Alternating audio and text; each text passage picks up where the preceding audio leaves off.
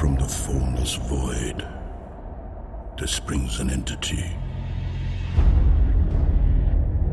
more primordial than the elements themselves. In its wake, they will follow a storm. The prophecy is true. The heretics have constructed the gate. It must be destroyed.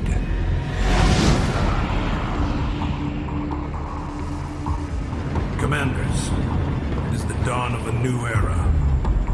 Today, we hold the key to new worlds, wealth, and our independence. Ignition sequence initiated. Stand by for perimeter evacuation. Once the gate is active, we'll change our world forever. The fleet awaits your command, my lord.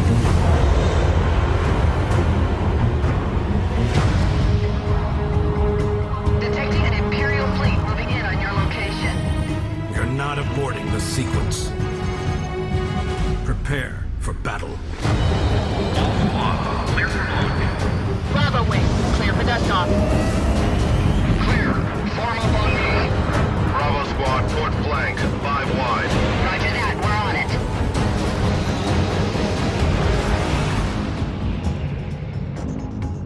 All wings in position. Blockade is ready.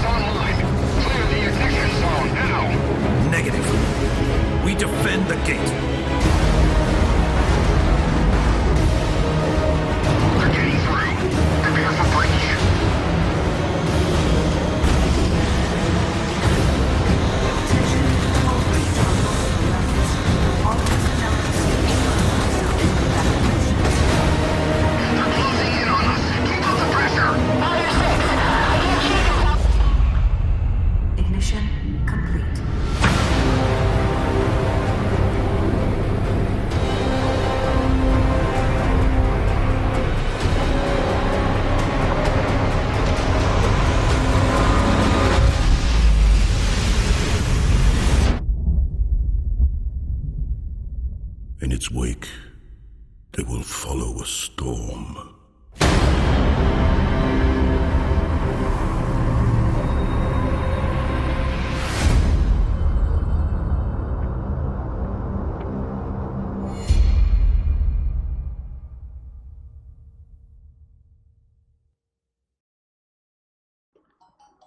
Ladies and gentlemen, it is time for Hydrostatic Podcast presents Tiamat's Lore Panel. I am your host, Ashtarothi, and I am joined, as always, with my co-hosts, Fyridian and Lockefox.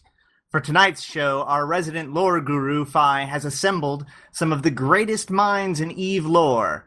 Phi, why don't you do the honors in introducing the panel? Absolutely. We have Mark726, who is the author of EVE Travel and the EVE Lore Survival Guide. He's also well known for his excellent presentation, State of the Lore, at EVE Vegas 2013. He can be found on Twitter at WebSpaceships. We have Ravis, who writes lore, tinfoil hattery, and EVE fiction at Interstellar Privateer. He's a pilot with the Wormhole Alliance Sleeper Social Club, and he can be found on Twitter at EVE Ravis. We have Morwen Lagan, who is a lore generalist and moderator for a number of venues for EVE Online's RP community, including the Backstage OOC forums, and he can be found on Twitter at Morwen Lagan. We have Tarek Raimo, who is currently the main lore geek at Crossing Zebras. He's recently written a 3-part series on the history of the Caldari-Gallente War, and that follows on the heels of his explosion onto the lore scene with his excellent article called In the Name of the Jove. He can be found on Twitter at @CamarRaimo. Those are our panelists who've been here previously. We also have 2 new panelists. We have Anslo, who is the CEO of Scopeworks. He's an ancient race lore enthusiast and a self-proclaimed bad role player. He can be found on Twitter at AnslowScope. We also have Uriel Anteovenucci, who is an avid fan of Eve's lore and backstory, mainly enjoying anything to do with the Jovians, and he is a member of Jovian Labs at jovianlabs.co.uk. He can be found on Twitter at ANTEOVNUECCI. Thanks, Phi. So before we get before we start diving in really deep into the lore here, I just want to cover a couple of things. First of all, I would like to thank Sarmatico, I hope that I pronounced that right, for finding a lot of the stuff that we're going to be talking about tonight. He's been hard at work data mining the Singularity client, and also just finding all sorts of pictures and screenshots and posting it on Reddit. So thank you so much for your hard work for our community. I also would like to thank Aderon Robotics for providing us our Mumble server and our setup that we're using to record this panel. Also, while we are doing this for your viewing pleasure, our co-host Lockefox will be showing off the new Svipul destroyer on Singularity, and he's going to be wandering around. We've tipped him off on the location at a few of these Jovian stations, so perhaps he will find one. We'll just have to wait and see. Also, a shout out to Matterall, who gave us a huge signal boost for posting about this on Eve News 24. Thank you so much for that. All right. So we obviously have a lot of things to cover, and we have a lot of panelists and a lot of expertise. So what we will try to do is kind of go over the topics and let our panelists kind of go off on whatever it is that they have to think about. They have a lot of expertise between them, so we'll just see what happens. One of the things that I would like to point out is that we actually this is now the second lore podcast. The first one, lore panel. The first one can be found on our YouTube channel, which is the RIA lore panel. We went over a lot of the basic stuff and a lot of the key players in what is currently the story arc that seems to be going on within EVE Online. And we probably will not be going over a lot of the same stuff again because we already have a ton of content to cover. So if you are lost or whatnot, we are sorry. You should probably go check out the other lore panel first. If you have any questions, please ask it in the Twitch channel, or if you are watching this after the fact on YouTube, you can proceed to watch the other lore panel and get caught up. For those of you who are wondering, we do post these on YouTube we try to get it within 24 hours. Please follow us on YouTube so that way you can see all of our content as we publish it. So, I think we're about ready to get started. Ravis, why don't you start us out by kind of giving us just an overall summary of recent events from the player's eyes? So, from the player's eyes, there's been a lot of change since probably about the beginning of December. We talked a little bit about that on the last lore panel when we all kind of dug into a number of different things right around the time that RIA came out.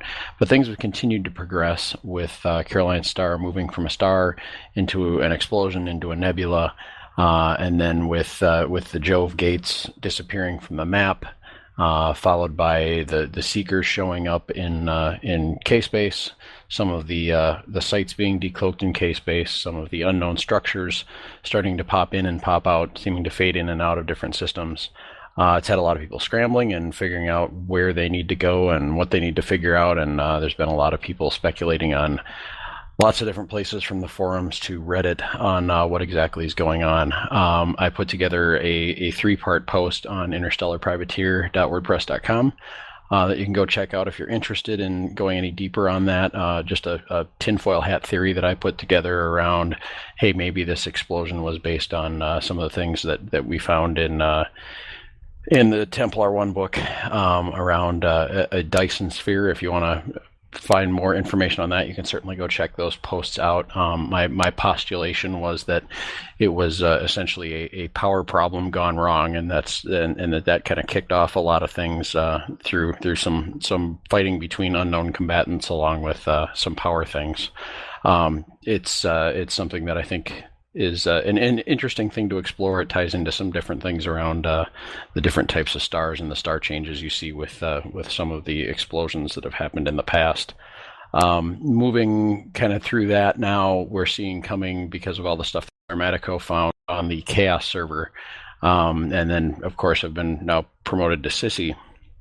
We've seen a lot of different changes in the way that the Jove are starting to be represented. So there's this whole belief that we were going to see a lot more sleeper activity because of the circadian seekers. But what we're seeing in the Sissy loads and the Chaos loads are things more about the Jove, some new symbols, some new ships, some new character models. And so things are moving along very quickly as we come up on the Tiamat release. Okay, so just when we thought we could take a breather, CCP has really been dropping all kinds of stuff on us. So the first thing that I think that we should address is, I guess, the 900-pound elephant in the room, which is the updates that have been coming out for now.eve, their Tumblr. For those of you who do not know, there is a Tumblr where where CCP has been publishing kind of spoilers and other random goodies, and it's like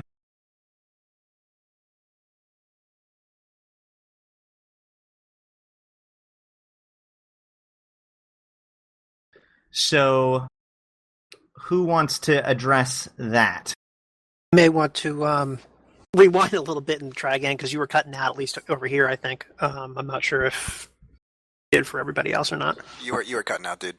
I apologize. All right, so basically the first thing that we want to address is the now.eve Tumblr, which has been posting about the Eve, or the Drifter battleship, and the Jovian station, which seems to be the last set, and they are coming out with several very interesting kind of quotes. Who wants to kind of overview that and talk about that?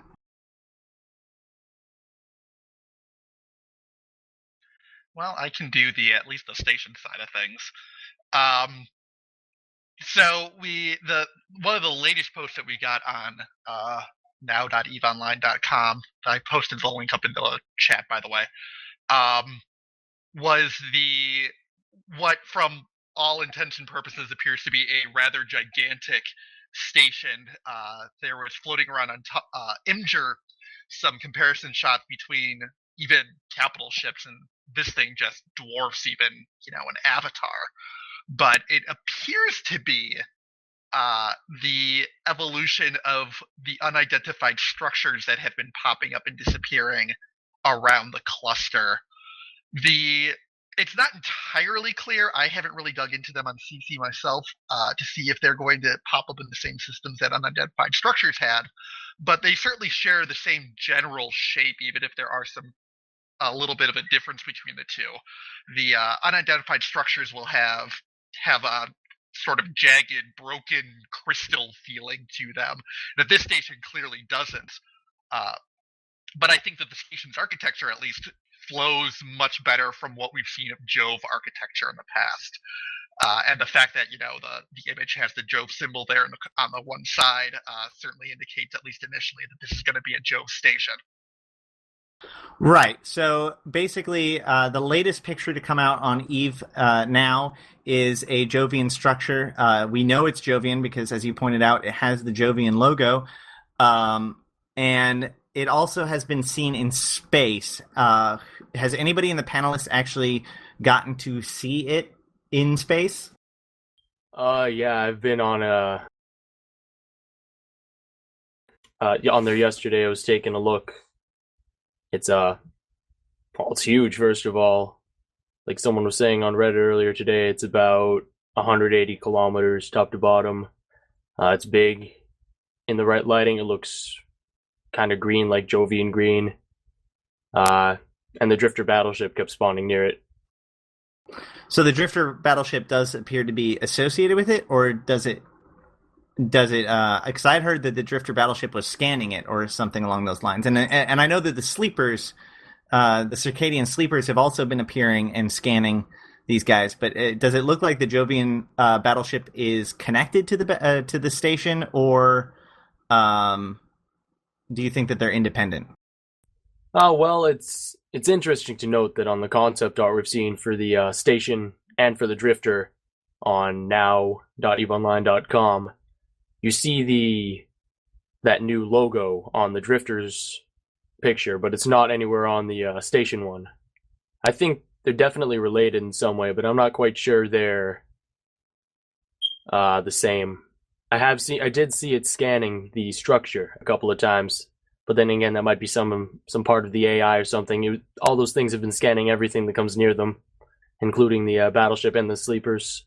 They both just kind of take a look at you. All right. Also, of course, with every post on the now.eveonline, the now.eveonline website, there's a quote at the bottom for each one. So we definitely want to look at those to make sure that there's, if there's anything important, that gets captured as well. The quote on the Jovian station is, "They are listening to you, ... So I know a lot of these quotes in the past have been associated with either past novels or chronicles. Is that statement something that is from anywhere, or is it just a generally ominous thing? Mark, do you know anything about that? I don't recognize it from anything off the top of my head. I'm sure someone else will correct me if I'm wrong on that. The biggest thing that ties it to in my head are the circadian seekers, actually. I had a little bit of a back and forth with one of the ISDs on Twitter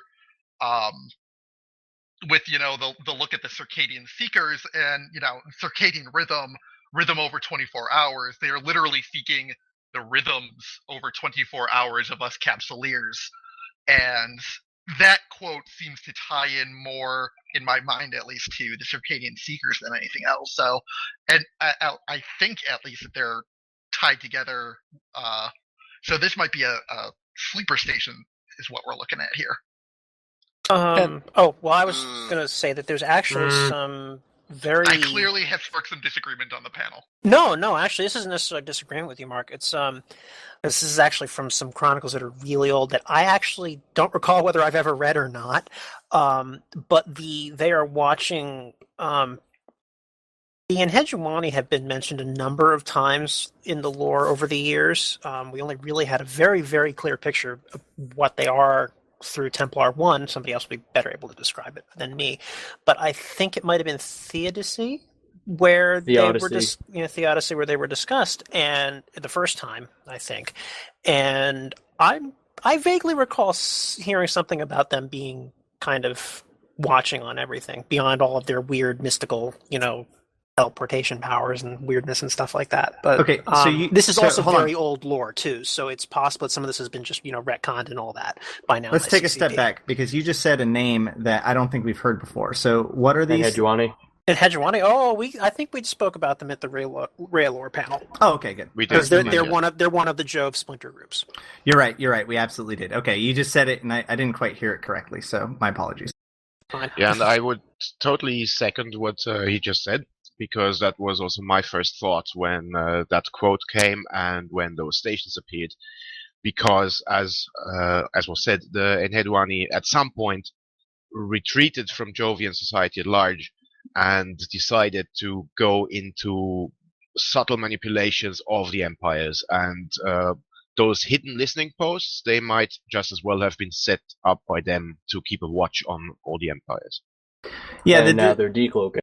Yeah, the distinct implication is that these structures are not new, that they've been here for a long time, we're just now finding them. It will also sort of figure in the sense that, yes, okay, they have Jovian logos, they look in a way Jovian, but also not exactly like all the other Jovians. If you look at other Jovian ships and structures, they have this sort of like organic feel to them. Those are much more sort of like straight lined and angular. So they might be a different branch of Jovians. One key thing to note about the Jovians is that they're in the lore. They're very much noted to be sort of a very fractious group, especially if you go back to their early history. They're sort of together culturally, but they are not really the same overall if you go back far enough. And what you find is they split and split and split, and they try to force themselves together into empire. But what happens is that they split and split again, and so they're when we see this and we see the Jove logo and it says that they're Jovian, that doesn't mean they're Jovian as we've known them up to this point. They could be another branch, someone that potentially could have split off literally thousands of years ago from the main Jove group. So what we don't know yet is okay, they fit under the umbrella of Jove, but there's a lot of stuff under that umbrella. Yeah, and like I just said in the chat, I think if the question is, whether what kind of offshoot they are, there was a question of, they're like a sub faction of the Jove. The way to look at it is it's similar to the Amar and the Khanid. Is that the Khanid are a splinter group from the Amar originally. They're part of Greater Amaria and could be considered Amarian, but they're separate. Well, and we have another reference now to two different factions of Jove that don't reference the Enheduani. Go on, Fi. So on the Drifter battleship image, it has two logos on it. It has this new logo that has the three stylized S's or triple integral symbol, and also a Jove symbol. But the concept art for the Jove station only has the Jovian symbol that we're used to. So it looks like the Drifters may be part of a different faction than just standard Jove. Now, whether Drifter is the new name for the Enheduani or whether it's a totally new spin-off, we don't know. It's important to kind of note we've started calling this group of Jove, the new group of Jove Drifters, as well as the battleship. But there is no actual public report by CCP that this triple integral group is actually named Drifter. Well, actually, on Sissy right now, in the files especially, since I took a look in there myself, there's even a faction. Well, it's an unpublished faction called Drifter, and the Jovians. Well, the Drifters, basically, the character models are all under Drifter in the game files, along with the Drifter battleship. Yeah, I understand that, but data mined information. Yeah, data mined information is not canon. So at this point, all we know. Really, yeah, sorry to interrupt. It's not really data mined anymore. One of my guys actually went over on CC. I think it was Avio. Actually, he checked out on some of the factions that are now available to look at. I mean, I don't know if it's still there or not, but if you check what factions are around, like, Jove Empire, the Syndicate, etc., one of the new factions is the Drifter, and their description, when you click on it, it doesn't have the logo quite yet, but the description just says hello. And they're from Great Wildlands. But that's what I think Ash was getting at, and what I was trying to get at with my comment about the magic crystal ball is that you have to be careful about what you see on Singularity before you really tie it too closely to canon, because it's not unheard of for CCP to just change things at the last second. They may change the names of things, they may change the locations of the faction description, all that. I mean, we're not going to see them change the logo. I think we can tell that. They're not going to change the art and stuff like that. But the logo's on Eve now, which makes it pretty much canon at this point. Right. But we're probably going to see some changes to things like the headquarters of the Drifters faction, if they even are given one.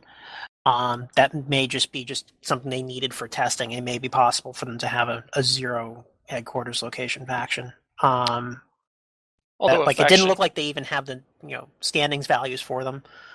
So a faction called the Drifters in the Great Wildlands would make sense, but you're right. They could at some just before release do a find Drifter and replace with Enheduani and be done with it. I mean, or Great Wildlands or Curse, they both make sense because they're in the same area. just as a reminder, the Amar destroyer, which we now know as the Dragoon, looked dramatically like a Star Destroyer from Star Wars up until basically right before it was ready to be released. So, and that was in the Sissy data files. You could just search for it and look at it in the in-game model viewer. So, it is not. Sissy is not canon, although it is very telling. I do think it's very interesting that the battleship would be named after the faction, and the Eve now does say that it is the Drifter battleship concept art, in the same way that they've said that it was the Confessor concept art. So chances are that is in fact the battleship's name, whether or not the faction's name is to be told. But to move on, let's actually look real quickly at the this triple integral system or symbol that we keep talking about. This was posted about a week ago. I'm not sure if Lockefox can pull it up, but if he can, you can look at it. And it looks like 3 tally marks or claws or something like that with a gray oval behind it. This is a icon that we have never seen before up until this point, and the text underneath it says, as far as the laws of mathematics refer to reality, they are not certain, and as far as they are certain, they do not refer to reality. Now, as far as I know, this is not the kind of description that you would think of with Jove. This seems more like some of the other ancient races, like the Talican. Does anybody want to correct me on that? No, I think it's the Talican, yeah. I think from our discussions before this, Hyper-Euclidean. we're okay with that being in reference to the Talican for now. Yeah. Mathematics. I mean, there's kind of 2 ways that you can look at that. I mean, you have the Talican, who are definitely, associated with Hyper-Euclidean mathematics, and that was definitely where my first thought went to as well.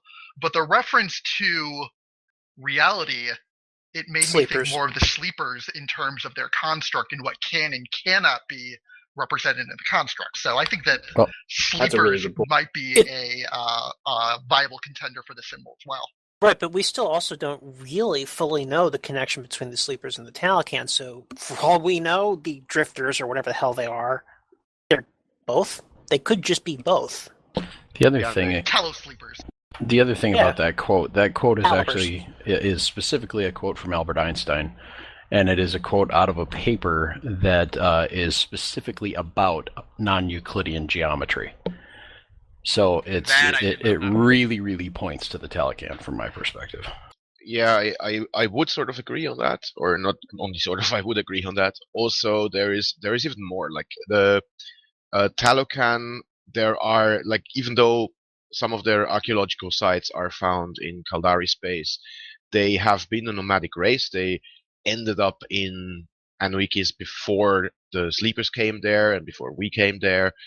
They lived together with the sleepers there for some time, and they are traditionally nomadic. They also seem to have influenced like the Thaka tribe in a way, like as in having those nomadic space fleets. And Drifter really sounds a lot like that. So there could be a connection between Talocan, sleepers, which were Jovians also as well, and that which we are seeing here today. Anslo, you had something to contribute. At this point, I don't know. I was just gonna say that the symbols themselves were actually integral signs. I forget what person had said that, but that combined with the whole Albert Einstein quote, it really pointed to Talicans being a possibility. And then whenever I know this isn't like canon, but when I first saw like the Pole Drifter battleship design, and it just looked very fractal in nature, everything was just kind of pointing towards them. But this past week has kind of showed up. Well, so much for that. For all we know, it could be. It does. I mean, we've seen some examples of Talican ships, and it doesn't really match what we've seen so far in that respect. So I don't know. In fairness, this station thing here does look a lot more like the Talican wrecks that we've seen in W space than it does like anything sleeper we've ever seen. That's true. Then you have to consider the age of it too. Yes. If it's actually been here for this long, and actually that's another thing about the Drifter battleship.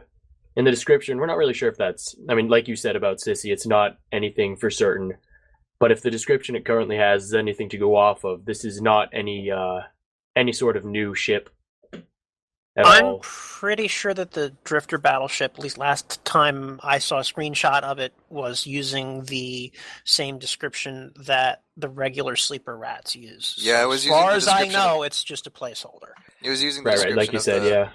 sleeper drone battleships as a placeholder, but like whenever you compare the look of the current, like the Drifter battleship, and then you look at this tower, I mean, we can tell that the tower's Jove, possibly, most likely. I mean, look at the icon on the screen there, and then you look at the Drifter battleship, and that too is somehow Jove as well, but the designs are extremely different. Like the Drifter battleship we have right now, at first it didn't, like when we had the bits and pieces of it, it didn't look very, it didn't look like a biological ship. It didn't look like it was living. Right. But then once you had the whole picture, it looked like a funky amoeba sort of thing. But then you look at this tower, which is also Jove. This doesn't look, biological in any stretch of the word. So that kind of lends towards what Uriel was saying, that this thing has been here for a long time, maybe like the First Empire, somewhere around there, before they really started getting into, growing, quote unquote, their kind of ships. So, I mean, I think both the Drifter battleships and this tower, they're Jove. It's just they're Jove from a very, very different time and very, very different place. One of the striking things about that triple integral symbol is that a triple integral is usually used to do volume in a very three-dimensional Euclidean kind of way, and it's tied to an Einstein quote, which is unusual for the Eve lore to refer, or, for anything Eve, to refer to a real-world quote. And so to me, it says that those two things are very much tied to humans as we know them.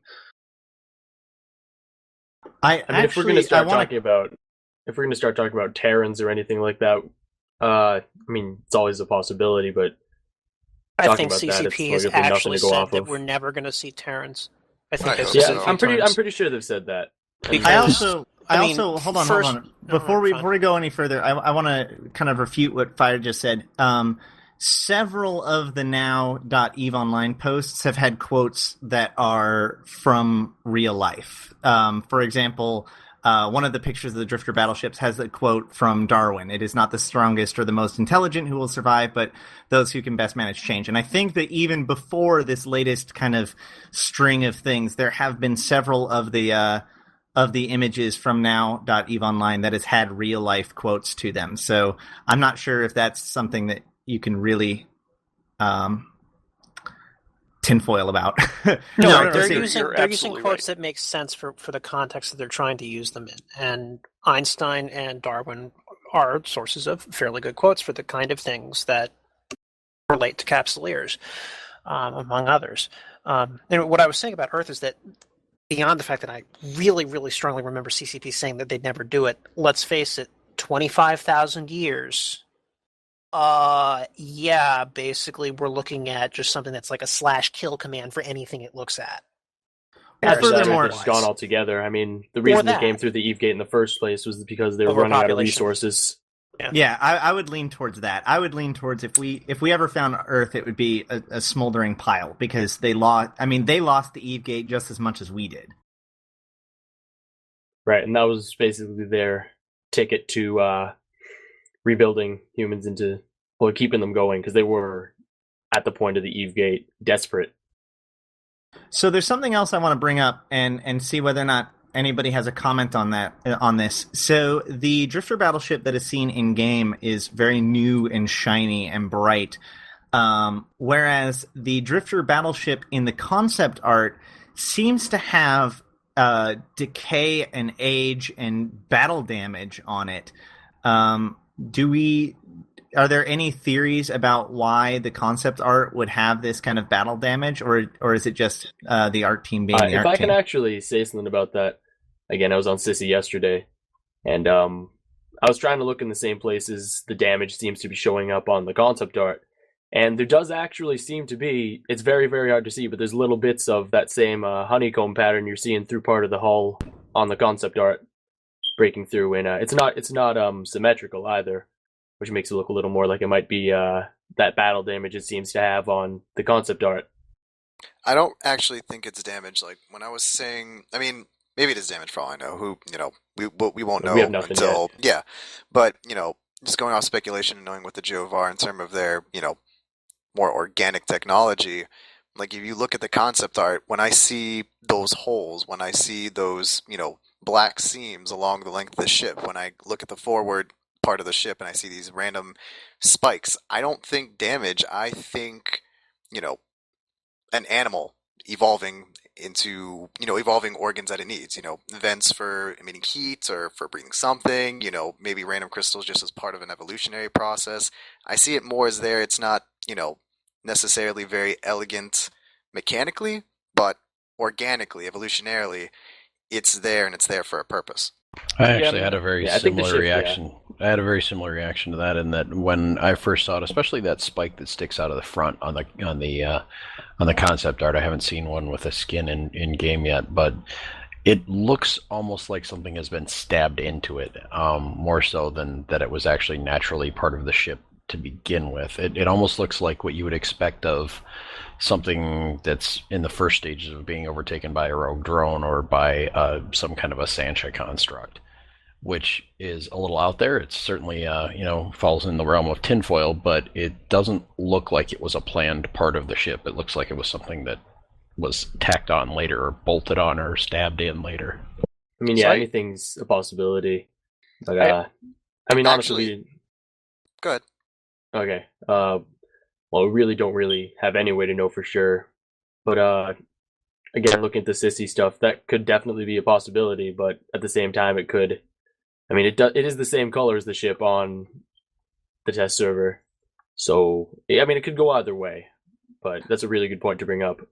The little bit that you were talking about that was stabbed there, another one of my guys was checking on the server, and maybe it was just a weird glitch, but they thought that it was kind of like moving around or tweaking a little bit, going up and down. So something else to think about. I'm also wondering if you, and maybe Uriel, you can comment better on this, but it looks like the Jove station has a sort of iridescence. It shows up green from some angles and red from another. I'm wondering if the sort of black contour lines on the concept art aren't meant to indicate that this is a sort of shiny iridescent well, actually, skin on the ship. If I can talk about that, I haven't gotten on myself, Sissy, today, but I was hearing from someone else that there was an update today, a small update, but the shaders for the outpost have been updated, and it looks a lot more of a Jovian green, apparently. I need to go confirm that later, but I've heard that today. All the screenshots I saw was kind of like the weird iridescent shading that I saw that all the too sleeper yesterday. stuff had. Has it been updated? I haven't been on CC in a while yet. It's full disclosure, so yeah, I know I'm bad. Uriel's You heard it here first. I'm bad. It's also I before we go too much further, I want to point out that in the EVE Online patch notes for Tiamat, it does say that that NPCs are being new NPCs are being added, and also in the minutes that were just released. It talks about new NPC AI and whatnot, particularly related to the circadian sleepers, and presumably these things too. So, this stuff... yeah, they warp. They do a lot of actions we've never really even seen before. Like, I mean, these things, it's not just like they're moving from place to place either. They're acting as a fleet. They go into warp. Exactly, yeah. Like, I was actually testing that out for a while in a really quick warping frigate. When you can see them all aligned to the same place, and you try to target them, it says the target is warping, just like when you'd if you were targeting a player ship. NPCs have done that for a while, though.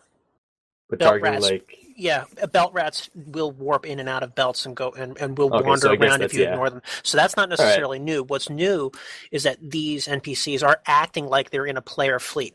They're acting as a single cohesive unit. They call for reinforcements when you shoot at them and destroy them. They will help each other. They'll aggress things and start shooting at them. They will also follow you in warp to safe spots. They can find you anywhere, and even attack bosses that you hide in. They will They'll also attack station POSs camp you, even, yeah. they will camp you at your gates, and they will also reinforce passes for you. Hint, hint, nudge, nudge, wink, Well, wink. they Everyone, don't necessarily have the DPS to reinforce the pos without help, Well, but not they yet, will but show we up don't on. Yeah, that's true. They will show up on kill mills as doing a lot of damage because they'll sit there for a long time just shooting at it, not doing a ton. Actually, if you're going to be speaking of a lot of damage, would now be the time to bring up the Drifter The battleship again? Lockefox. Oh, The, yes. And I think there's in something the The very fact that it's actually interesting in very that. anemic on CC right now. I think there's something very interesting in that too, in that the chaos, and you guys can talk about this in a minute, but let's throw in what it was originally called in the chaos database before it was given the name Lux Contos. It was originally called super weapon, and there's only been one other thing that's been called that in the entire time that Eve's been around, and that's Sorum's General weapon. Sarum's super weapon on her Abaddon battleship. Which has been since destroyed, thankfully. Yeah, that was destroyed. It's in a chronicle. I forget. It's called I think it's End of the World. End of the It's one World. them. Yes. And well, the weapon itself, like a lot of people, I don't know, the weapon itself would turn the shields of the opponent's ships inside out, basically destroying it with its own shields. Yes, it Little basically explanation there. crushed the ships from the outside. Which is actually an explains why interesting. It was Interesting. used on the Minmatar ones like so effectively, because if you look at Empyrean Age and you Trailer, read that, yeah. no, I mean the book itself. The first she actually uses it more than once in the story. The first time she uses it against a The Blood large, Raiders. the Blood Raiders, yeah.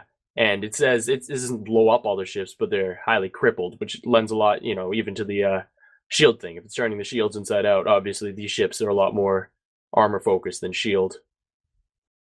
Well, and to add to Minotaur that, the sleepers today do not have shields, but yet the Circadian Seekers do, and it looks Drifter like has the Drifter two battleship layers has and double overshields. shields. Yeah, apparently what happens when you destroy, because there's the blue layer, apparently when you get rid of that, it actually regenerates a second layer. Which is actually And another that interesting is when thing it's to note. supposed, and apparently that's when it actually starts shooting you, if I understood somebody's post on the backstage forums earlier Actually, about when it that. shoots at you, I was on Sissy. I forget who I was with. I was with someone else who was testing this out. You shoot at it, it will shoot you back. But when you get rid of the blue shield, you lose your lock. And when you come back, it has another shield. But an interesting thing, I was reading a paste bin thing showing the information for the ship. And there's actually two separate ship entities. So, more likely than not, this may actually be becoming a second entity after you take out the first shield. So you're suspecting And that it might remember, be like a Hulk out mode? Maybe something like that, because we know this super weapon thing with 4,000 Omni damage, which is really kind of crazy. We have no idea the rate of fire is attached to this ship. And a lot of people have been, including me, thinking that this might be triggered in the future once you've depleted its overshield. Yeah, actually, the person who was talking about some of this stuff on backstage was Coloratiri. He has said he went after a few of these things on Singularity in a 1,000 DPS Macarial, and it took him 5 minutes per battleship to kill them. Which is the shields are pretty extremely friggin' strong, tough. apparently. I was watching that. There's someone in a Vindicator trying to help out. It took a while, but once the shields were gone, the thing just fell apart instantly. Yeah, melted. So, take this back to Eve now a little bit, I want to also point out that there are some other quotes from the earlier pictures of the this Jovian battleship. In particular, two of them are by Empress Jamil Sarum, and what's interesting about those quotes is that they don't seem to be about Jove. They seem to be about sleepers. So the first one that we got was the back end of the battleship, and it was the first picture we got in this entire line. And the quote was, "If they continue to be attacked in this way, there's no telling what they might do out of self-defense," quoted by Empress Jamil Sarum.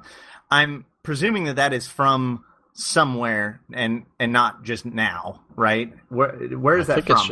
I think it's just I from think now. that's just from I think it's actually just from now, which is kind of funny. Oh. The interesting thing she is, hasn't. We haven't seen the any other news articles with that. yeah, the problem is you never know whether you're hearing the other or Empress Jamil. Except in that one and it's interesting amazing 'cause- chronicle that was done by CCP at Turn. Right. Yes. That was. Did you guys? That's probably one of my favorite chronicles. But the other thing is, she could actually be talking about the Jove, because at this point, they all know exactly where the dust soldier implants have been coming from and exactly what is being done to get them. So it's entirely possible that she knows that those are technically Jove. So I don't want to put too much stock into it as being relating to the sleepers specifically. Okay, if you can see something about the dust implants, the only ones that were actually taken from the sleepers they mentioned in Templar 1, those are the original soldiers. And after the events of Templar 1, Jamil will manage to speak for herself quickly enough. And, well, the dust soldiers we have now actually have artificial implants. They're not actually sleeper implants, ripped right out of the bodies. They're all second gen. She managed to convince the other Empire leaders to revoke the first generation and use ones that she generously provided from everyone else to get rid of the sleepers. But it's fine that the first quote might involve the Jove, but the second quote was, "The Empyreans who today wage war on the sleepers' outposts to harvest their technologies are not in fact mere resource gatherers, nor are they simple thieves. They are committing something worse than theft." Empress Jamil Sarum. So which is even more interesting, because that could actually be either her or the other talking. Because at this point, we talked about you guys talked about the other on the last podcast, right? Spoiler alert. I think that was it. Spoiler alert. So, yeah. We did. Well, it's interesting to note that the other seems to be all for destroying the sleepers, which makes it interesting to see Jamil Sorum saying this, because that could possibly be her, or it could be the other trying to influence things in its own way again. Because we don't know its intentions, but from the looks of it, this is different. Well, hold on. Here's a question about that then. Is it in the other's best interest to kill the sleepers? Like, the other seems to be in control, right? And is utilizing them for whatever it's doing. So I would guess... well, actually... Sorry to interrupt no, go again. for it. But the go for other... It isn't actually in control of the sleepers. It was born within the sleeper virtual construct, but it doesn't actually... maybe... I don't know anything about maybe the drones themselves. Maybe it has some sort of limited control there, but as it is, the thing exists in Jamil's mind, and maybe in other places, like people have mentioned, maybe it exists in multiple different clones, but the thing is kind of separate from the sleepers themselves, or the architects, if you want to call them that. If anything, it's been rejected by the sleepers. Right, yeah, or because it's been trying to kill them all, so... No, I don't know about, maybe it got out, maybe not, but one thing I think we can, I'll say for certain, someone can just slap me and say I'm wrong, but based on the rules of the construct, one of them being that, whoever exists in the construct has to have a body to return to. The fact that this thing was born within the construct itself, no body, no nothing, it was just, generated, that alone kind of makes it really taboo to exist in the first place. Right, well, it does, but it's not correct, necessarily the sleepers' taboo. The taboo was one that the sleepers lived by, but it was enforced by the Inheduani. So could it be possible that the other is a construct now? Oh gosh. Okay, so put on your tinfoil, guys. So is it possible... Welcome to my world. Yeah. Is it possible that the other is in fact... the other has to come from somewhere. So if it doesn't come from the sleepers, then it actually comes from the construct itself.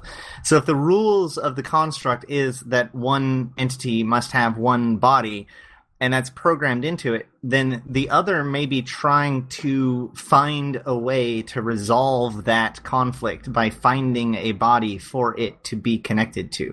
Well, the other piece of it is that it clearly says... You're talking about Tukos now, right? Right. Yeah, well, and it clearly says, though, too, that... when I say it, Templar 1 clearly states that many others followed after. So the other is just the first of a whole race of bodiless avatars within the construct. Right. Were those others capitalized? No. So the Okay, other you don't is necessarily capitalized. right. But there was a So, whole yeah, section in there about he was the first. The Enheduani tried to stop it, but they waited too long, and many others followed before they could stop it. Okay, so there were more that were Right, created right. as opposed to there being Well, regular maybe, sleepers decided, go, screw you, we're going with this dude. Right. Because Okay. part of what was happening with the other in the first place, it talked about, well, from a lot of cues in Templar 1, it actually kind of seems like the sleepers in the construct might not even know that they're there. Some of them, at least. Because it seems like that, like saying, when the other appeared, it was wreaking havoc within the construct because it was changing things, first of all, but at the same time, inciting a lot of things. So those others that were following it, well, they could easily be other bodiless AIs. We don't know if they could even just be other actual sleepers within the construct. But I mean, again, that's all theory. So Now, speaking of bodies capable of hosting AIs, we've also seen this render of the Jovian drifter, or the drifter, Right. in his full suit, and he looks like he is heavily implanted. it was kind of Right. funny, also, yeah, because it's basically like really, really similar to the Jovians we saw in Eve's Source, and also at the end of FanFest 2012 at the Eve keynote. It's kind of interesting. Yeah, these guys look.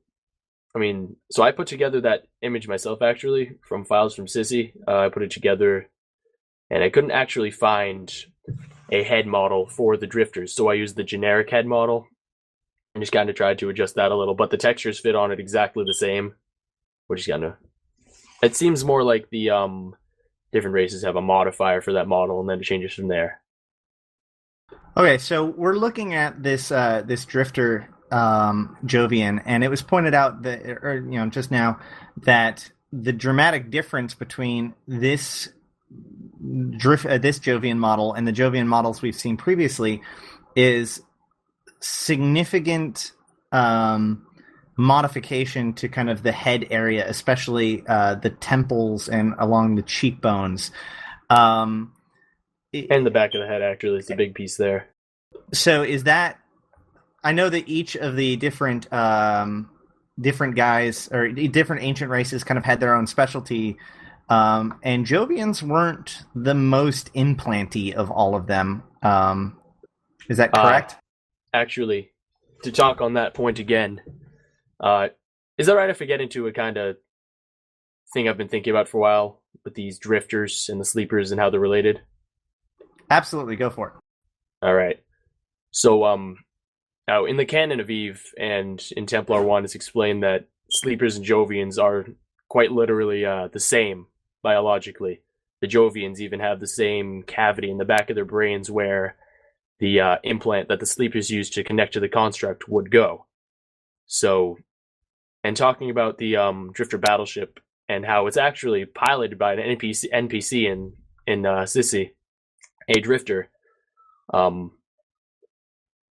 I don't actually think it would be going too far to maybe consider that these drifters are actually awakened infomorphs from the sleeper construct, like their actual bodies exiting the construct and using these ships. Yeah, I don't think that's a huge stretch either. And help me remember, Uriel. One of the races, one of the sub races of Jove, their whole choice is it the statics or the modifier? I can't remember. One of them was very focused on implant technology as the way forward, and I can't remember which one that was. Right. I'm pretty sure. Okay, because there were the statics, the modifiers, and there's also the stasis people, which seems to be one that a lot of people associate with the Jovians and might actually be something very, very similar or a big link there. Actually, let's take a step back because you just mentioned the Jovian factions, and this is kind of one of the things that I wanted to go into. Yeah. Because we haven't actually talked about the Jovian bloodlines yet. So if you wouldn't mind, just take a few minutes and kind of go briefly over the Jovian bloodlines as we know it. All right. And kind of lay them all out. All right. Well, the two main ones that actually appeared on Jovian characters in the game were the modifiers and the statics. The statics were canonically Jovians who kind of wanted to forego the continuous genetic modifications and were trying to solve their problems with what they are now. And then the modifiers, the other one, were actually, if any of you remember Veniel at all, he was actually mentioned in a couple different chronicles, as well as one of the short stories. He is a modifier, and the description for them in the game was how these modifiers would always be modifying and trying to change themselves, find new ways to change themselves, and as a result, they'd burn out more quickly, to quote. Probably, the Jovian disease has a lot to do with that. So that's just the two main bloodlines they mentioned. As I recall, these two factions both arose out of different approaches to deal with the Jovian disease. Right. So, but earlier when we were talking about the Jove, we were talking about the fact that it's very potentially possible that all of this stuff is a much more ancient Jovian style, but the Jove, the model itself looks almost more advanced. Is there a way to rectify those two? Ancient is a little, you have to look at it from a kind of different place, because now I don't actually recall if it says when the Sleepers and the Jovians actually split from each other, like date-wise in Templar 1. But as it is, the Jovians, they were at the end of their second empire, and, well, that would mean they were likely already pretty darn well advanced technologically.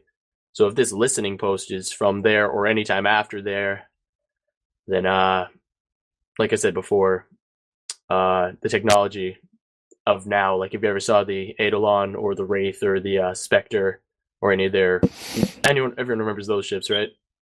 Before they got removed from the game. Sadly. I was really sad when that happened, actually. A lot of us were. I had it in my description and everything. It's nice to still be able to see the Jovian construct, though. Actually, there's one of those in MFGTD, one of the Jovian systems. It's the Material Institute School, I think, something like that. You can still see that station in game. One of the things that we shouldn't forget about when we're talking about technology and Jovians is that the ones who immersed themselves in and linked themselves in the construct, who later became the Sleepers, they had this thing where in the construct they could advance. Time dilation. They had time dilation. They did all these like breakneck speed technological developments and developed and discarded technologies constantly. And so they might have just come up with what we are seeing today, and it is a relic of one of their developments. Right, exactly. From before the Jovians and Sleepers split. That's when basically the tensions between them, background tensions, the Sleepers became more advanced and were able to progress more quickly, and ended up wanting to get the rest of the Jovians to join them, which also leads back to the Jovian disease, because Grius, which is actually, he's mentioned in Theodicy too. He's actually in Theodicy, but his consciousness as some sort of AI remnant is in Templar 1. He suggests that the Jovian disease likely came from the Sleepers, trying to coerce the rest of the race to join them. Yeah, exactly. That is his theory, which we discussed last time, and we didn't really come to the point where, is that really the truth, or is that something that one faction has told about the other in like a rewriting of history? Right. Actually, and another thing to mention about that little thing there. So we were going to talk about Helen Tukos and the imposter of him, weren't we? I mean, I'm totally okay with you talking about that if you feel that it is relevant to the conversation. All right. A little while ago, it was a couple months ago, I think, something like that. Yeah, it's been a while now. Yeah, it started in November. Right. December. So we received 2 messages saying they were from Helen Tukos, the man behind the Erectulon project, asking for Capsuleers to come and bring so back in 2003, near the beginning of the game, the Jovian ambassador, Misubanya, he got split apart by some teleporter or something, and his body parts were scattered all around New Eden. And Think Star Trek gone wrong. basically, yeah. But yet they were able to reassemble him. Right. But a lot of people still have. I actually, finally, a while ago, finished my collection. I have one of each of his pieces. I had more, but that's where we I'm get trying to to this do point. that too. Yeah. The cerebral slices, they're nowhere to be found. Anyhow, Tukos, well, so-called Tukos, asks Capsuleers to come give these parts and bring them to, where was it? Aram? That's where the Erectulon Yep. Site 1 is.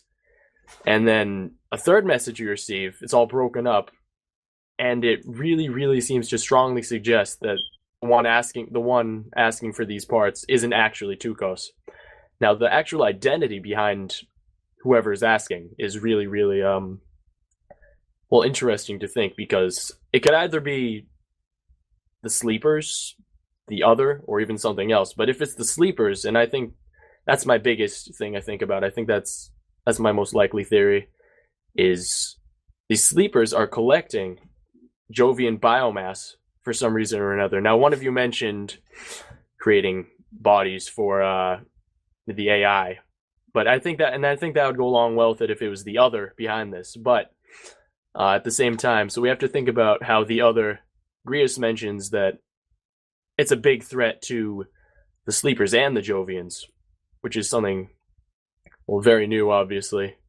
Back in the events of the Odyssey, actually, when he mentions the Enheduani and how they're basically their biggest enemy at that point, the Other doesn't exist then. But now, with the advent of the Other, even the Enheduani, the Sleepers, the Jovians, they're all in danger because of this thing. So, seeing that, I've actually thought that it wouldn't be too much of a stretch to say that the Sleepers and Jovians may cooperate at some point to try to combat the Other, which, just so happens to be in the head of the most powerful one of the most powerful people in New Eden. I would say the most powerful woman in New Eden, actually. Yeah, you could say that, definitely. I wouldn't mince two words about it. I would actually go straight out and call her the most powerful woman in New Eden, because the Empire is huge. And she's in charge of all of it. Yeah, and if people have seen the coronation video from around Empyrean Age, the giant ass fleet you see in that trailer is only a very, very small fraction of the Amarian naval power. Yeah, it's basically like her honor guard or something, right? It was, I think, just the first fleet or something like that. And yeah, the Empire's Titanic. That's the only way you can look at it. I also think that it's telling. I understand, we were talking about this actually before the show, that the trailers are not necessarily directly related to the lore, but I think it is very telling that the response to the player-made Stargate, or whatever that Stargate was, and the prophecy and all that stuff, was in fact the Golden Armada. So it seems to suggest that if anyone's going to respond in force from the Empires, it would be the Golden Armada. Actually, kicker things just came up in my head. Well, the Other is in charge of the Amar through Sorum. Right, so which one is really responding? Then, exactly. And actually, sorry to go back. If we can go back to the Tukos thing again. Sorry, if I can just finish something I was meaning to say. The Jovian biomass. If the Sleepers indeed did cause the Jovian disease, and if they're going to end up working together with the Jovians, which is, it's a possibility. We have no idea. But if they were, then it would totally be within the realm of possibility that they maybe try to reverse the Jovian disease in the spirit of cooperation, which would make sense to be collecting Jovian biomass. And he's trying to get this all. It's obviously, it's in the works. No one has any idea what's going on, but that's just one thing that keeps coming up to me. Yeah, so only that the Jovian disease is not entirely only a physical disease. Right. It's genetic, yeah. It's caused by genetics. I had a question for those of you who are in Eric Jalon. Is Tukasa a capsuleer or otherwise implanted? Yeah, he's a capsuleer. I would call him I don't think it's ever been explicitly said one way or another. It might be in the one chronicle that he wrote that it was told from the perspective of Tukas. But he did fly in space a number of times for things during the Erexilon arcs. And so- I was in some of those There's a fleets and did a CCP number of character, right? things for him. Like I would actually occasionally courier cargo for him instead of having him haul it from one point to another, so that if somebody decided to shoot him, it wouldn't get lost. The other thing is, so Tukos, whether he is a capsuleer or not, spent some real quality time in a VR construct, and there's a whole thread here that is still really embedded somewhere and doesn't have really good answers, and it's the thread of biological themes in sleeper space. If you read the chronicles that have Highland Tukos in them, and particularly some of the tail end things around Highland Tukos and Leon de Barreau, there is a VR construct connection that we really haven't got a lot of answers to. Oh Wait, yeah, which- the conversation he was having with Burrow was taking place in some sort of VR construct, but I don't think it was definitely nothing quite as complicated as what the sleepers have. No, not at all. But it seemed like, and correct me if you disagree with me here, but it seemed like that they knew what they were going to find when they went in there. It was not a surprise when Bureau went in there to find this thing and know, hey, I've got this, the sleepers here. I'm expecting a VR construct. I'm going in. It was not a surprise. I'm sorry. That Just for seems about right. Yeah. just for reference, which maybe I missed this. Which chronicle is this? So the one that is it's the Vitrauz, the Vitrauz agreement, I think, or the Trouser gotta- Accord, I want to say? No, let me look it up. Hang on. Yeah, guys, we're totally not that organized. We do actually have to look stuff up on the fly. So while you're looking that up, actually, Vitrauz project. There we okay, go. there you go. So I think that it's time to move on a little bit because we do want to be able to make sure that we touch on everything. We can revisit this if we still have time. But Fi, why don't you lead us into the next topic? Well, actually, I think I can segue this pretty well. We have so we were talking about how potentially Highland Tukos is not himself; he's a capsuleer. And then there was a sort of odd bit with the Gallente presidential elections, and I just wondered, I know, Tarek, you followed that pretty closely. Was that just typical Black Eagles meddling, or is there something deeper in Jacques Rodin's really flawless victory? First of all, why don't you at least describe what happened during the presidential elections? Because I know that there were several posts about it. So talk about what happened, and then maybe talk about why it all matters. Yeah, okay. Well, in a really short, to forego it with the with the result that we all know, Jacques Rodin got elected the second time. Jacques Rodin is the head of Rodin Shipyards, or actually, at some point he wasn't because of corruption charges. He had to pass it to his daughter, and in this election, just like the last election, it seemed for a very long time that he may actually not win. The last time what he did, it's not clear whether he did it, but the last time there was a resolution passed by the Senate that decreed that all the Gallente worlds that are occupied by Caldari forces are not allowed a vote, like the citizens are not allowed a vote. All of a sudden, his main contender lost a lot of her support because she had been the governor of Essence region and was very popular there and in Verge Vendor, and there were a lot of supporting systems there. She was also a anti-Concord candidate, which was another big factor because all of those worlds whose votes were just discounted were all in LOSEC and affected by the emergency, the Militias War Power Act that caused them to be affected like that. So basically, he completely disenfranchised the entire voting base behind one of the other candidates, or the Senate did. I don't necessarily want to say that Rodin did that. The current thing that we were getting at with Serena Nova, which is specifically that apparently she had voice modification surgery. I'll be very honest. I really can't see how that could have any real effect because, in fairness, I don't think she was one of the big contenders. I really don't. No, she wasn't. She the wasn't. thing is, and Ramnev was the biggest contender as far as most of us were concerned, and Yes. as the final results showed. But with Serena Nova, I still don't understand why that matters, because of all the stuff we know about the Federation. It's all about being who and what you want to be. Who gives a crap if you feel like modifying your voice? It made no sense that anybody was flipping out over that because of all the other things that people do to themselves in the Federation. There's a whole section on the body modding community in Burning Life. It didn't make any sense. It was completely out of left field. The accusation that I have heard, which is the only one that makes sense, and anybody who has a better theory, I'm interested in hearing it, is that the reason why it matters was that it implied that the people running against Rodin were in fact actors, that they were not really who they said they were. That was me making a smart-ass joke. I still think it's good, though. Like, I haven't heard any better explanation to what's going on than that. It did seem that Hollywood was overrepresented in the Gallente election. Right, yeah, that's true. We had two known parties. We had Celes and Rodin, who are from the previous election. Then aside from that, we had Shailene, who was a serious candidate. Let's be fair.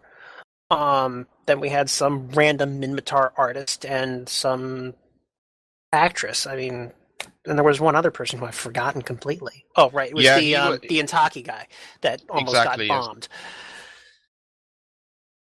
Yeah, so, and I think I would personally write that off, like after I've done a lot of research into the sort of like Gallente society and how it works, and I agree with you guys when you say like, yeah, what's the big deal? But the other thing is, the Gallente can be very fickle, and media influence can act very strongly. And if you sort of like make a big thing out of like, is this woman really who she pretends to be? Because she not only did she have voice modification, she also had that voice modification done officially under another name. And this whole, like, Rodin was passing himself off as the guy with the big integrity, and he also pointed constantly at Shaili Ramnev as his best contender and complimented her because she's also that sort of like really like this paragon of integrity, and all the others he sort of discarded and passed off as not so important. No offense, but sorry, go for it. No offense, but integrity, my ours. yeah. It's of course it's a big sham because Rodin is, I mean, as I said, he once faced corruption charges, but in his first campaign he turned it all around, and he suddenly was the guy who was against corruption because he said like, yeah, President Foritan and his administration, they were just riddled by corruption and weakness, and that's why they gave in to the attack of the Kaldari on Kaldari Prime and so on and so forth. And he was the honest entrepreneur. There was also that whole thing that Foritan wanted to nationalize the industrial military complex, and him being one of the major players in that, he was of course against that. And then he came to the public stage saying like, yeah, look, the government wanted to take over my company, and now I'm going to stand against that. No offense, but he's not. Like, when I said integrity in my arse, I meant it. Like, there's no integrity, no honest entrepreneur. If you do a little bit of digging, this guy's anything but. I mean, his ties, everything. I mean, all he is, he's really good with public relations, and he's really good with words. He's very charismatic, and he uses that to his advantage. And a lot of leaders in history have done that. But, don't make any mistake. Rodin is anything but honest. He's anything but a good person. He's horrible and deserves 2 in the chest, 1 in the skull, and burned in a pit and never mentioned again. I absolutely agree with you. I can simplify that for you. He looks like Voldemort. All you need to know. Well, so it seems like can I just step in here and say I love Rodin? So I think that one of the interesting things we got to keep in mind as to what this overarching storyline is, right? So the overarching storyline is about how bad the empires are, and I don't think that it's a very long stretch to try to convince people that Amar are, scary or that Caldari are scary, but the Gallente and the Mimitar have traditionally, at least publicly, been painted in a fairly decent light. So I think that it's possible that a lot of this is happening in order to kind of show the cracks in the Federation and kind of let the Capsuleers know that, you know, just because the Federation is the democracy doesn't make them any better than any of the others. Two words: black eagles. Completely agree with you on this. Yeah, cracks you call them. I call them deep gaping chasms, because like Roden as a candidate shows very clearly in his first election and again here in the second one that the Gallente, and I said they are fickle people, the Gallente will always go for the most hawkish, most aggressive, most warmongering candidate whenever somebody convinces them that there is a serious outside threat. The serious outside threat, of course, always have been the Caldari. And now Roden, at a point where the Caldari are actually sort of having taken a step back, they've kicked their own fascist dictator out, and Roden still keeps on talking about how they are such a threat, and because Tibus Heth, who was that fascist dictator who took over the Caldari state, he was never found dead. So now Roden is sort of using his unrecovered corpse, so to say, to conjure up the specter of Caldari fascism that he is the only one who can defend the Federation against. Which honestly is just so dumb that, you know, not just Roden, but all these other empires are, you know, always coming up and saying, oh, the guy on the other side's the biggest threat. Oh, this person who hasn't been seen, you know, in forever and may or may not be dead is the biggest threat. When, if you look out, there's how many other threats that are going on right now? You have the sleeper stuff going on. You have these rogue drones. You have the Capsuleers themselves who, I mean, at least to me, my own opinion, arguably, are way bit more of a threat than any of the other empires are to each other. So it's such BS. No, and that's actually a really good point. Sorry, Fi. Like, what happens? Like right now, we've heard Empress Jamil's response to the Jove and the sleepers and all that stuff. But that's normal stuff. But these Jove are now starting to be in people's faces. What is Roden's response going to be to these incursions within the safety of his Federation? Like, what happens what happens when the warmonger needs to defend his people, quote unquote, against these sides? Like, these two stories don't necessarily, I mean, they could boil into each other and become very ugly very quickly. I mean, the thing with Roden is he is a representative of one particular, the Gallente have several voting blocks. They're all named after birds. And one of them are called the Vultures. And the Vultures are basically the representatives of the corporates in military-industrial complex. And they have the most money and they have the most sort of like military connections, apart from the Hawks who are really like the ones who go like, we have to kill the Caldari. And the Vultures, I mean, basically they want to make a buck out of warfare. That's their whole game. And the problem I see with the Gallente at the moment, and this is why, like, if I would go like in character, so to say, I would have supported Shali Ramnev, because she offered a real perspective for uniting the Caldari and the Gallente potentially against this outside threat that we are facing. And so far at this point, Jamil Sarum, influenced by the other or not, seems to be the only person who sort of like points at that and says, hey, look at that. That is really a real danger. Yeah, that's the biggest point. I mean, the candidate you were mentioning was far more forward-thinking. Sure, they maybe not have been the most, you know, warmonger, but in terms of stability and something that can actually be, you know, extremely progressive and efficient in the future, they just sort of like, nope.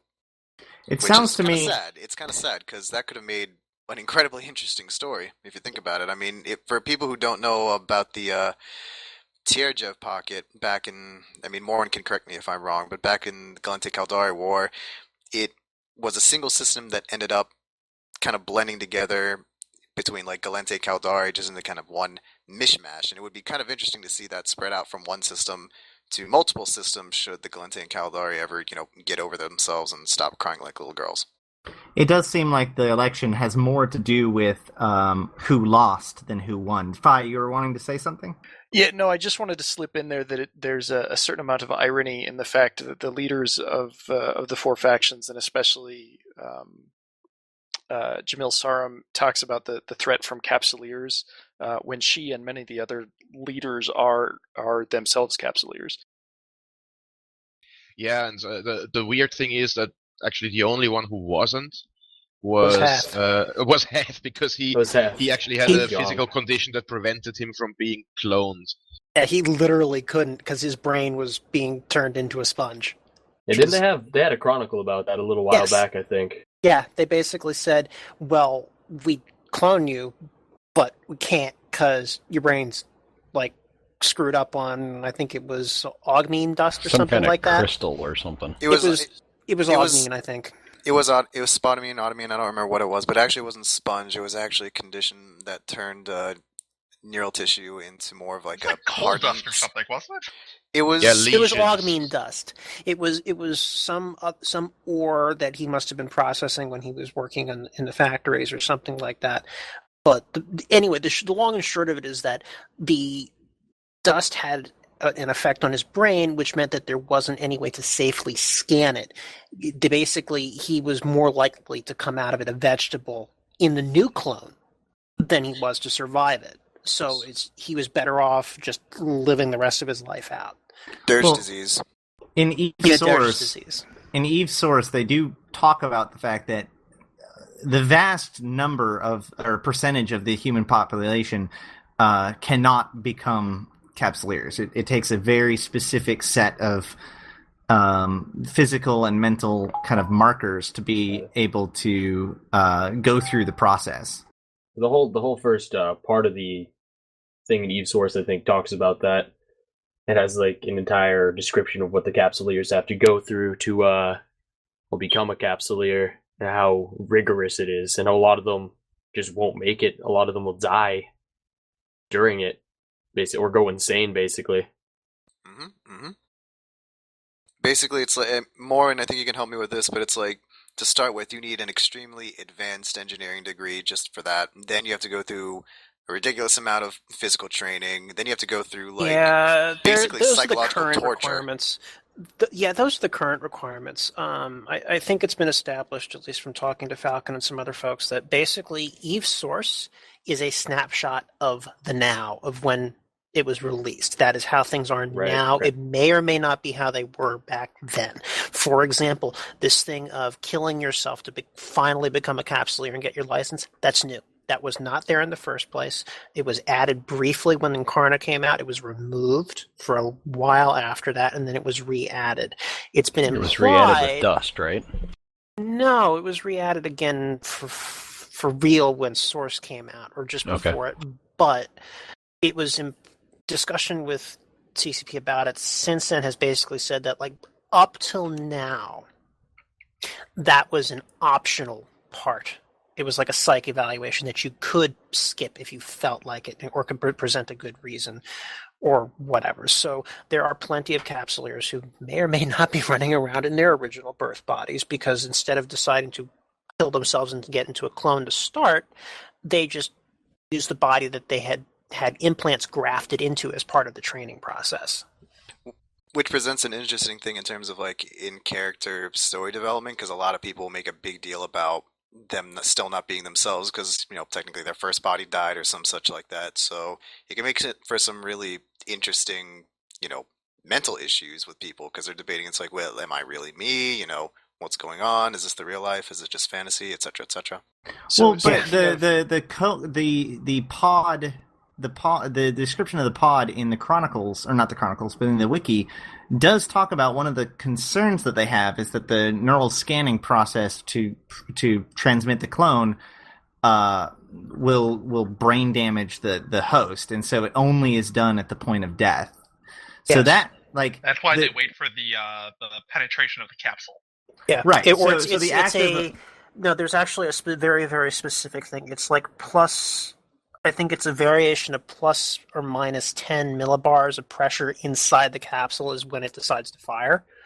Right, which but is the idea of typically scanning, triggered killing... by it being cracked, yes. But, right, but there what I'm is saying actually something specific.